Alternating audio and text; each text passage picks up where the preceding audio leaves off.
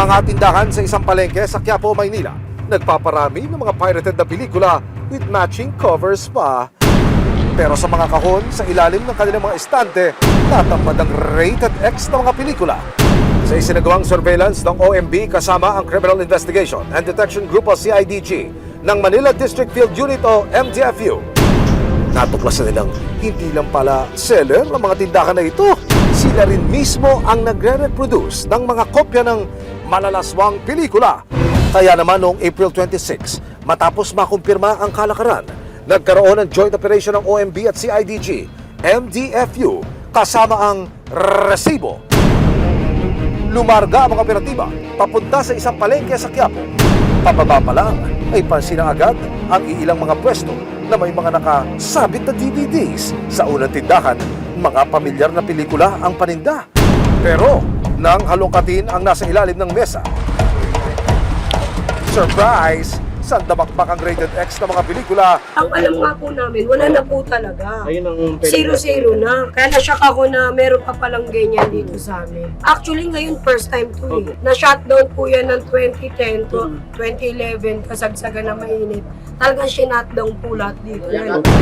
Nang pasukin ang isa pang stall na ito, natunto naman ng mga pulis ang ilang mga makina o burner na ginagamit ng mga tindero upang mag-reproduce ng mga pelikula.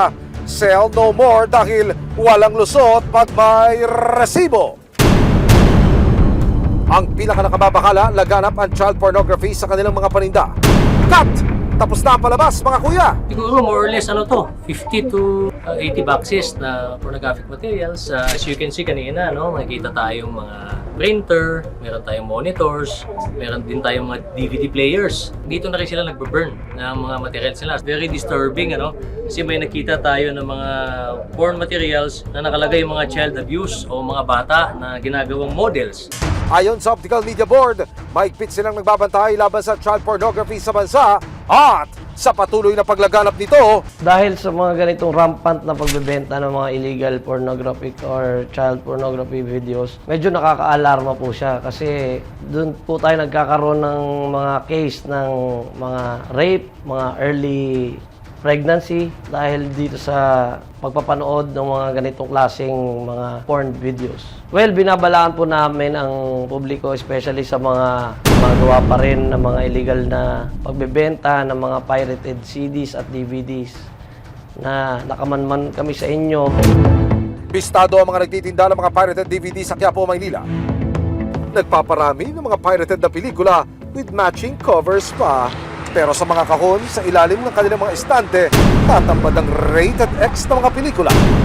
Ang kanilang itinatagong lihim na booking din.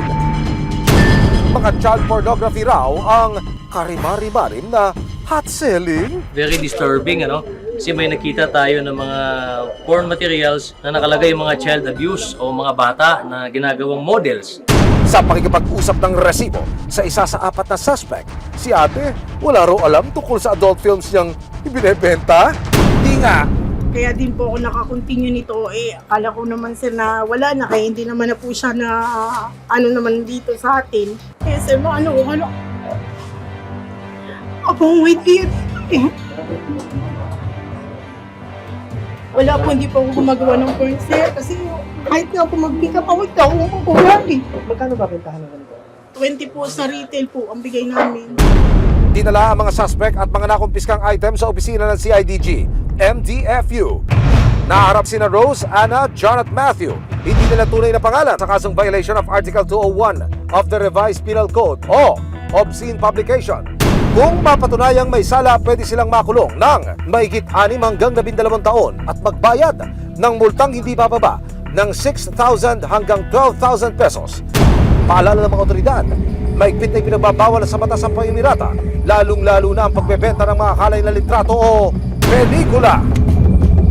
Alam naman po natin na bawal yan. Also naman sa mga magulang natin dyan, make sure na alam natin ang ginagawa ng mga anak natin. So I advise them na tutukan po natin ang mga anak po natin.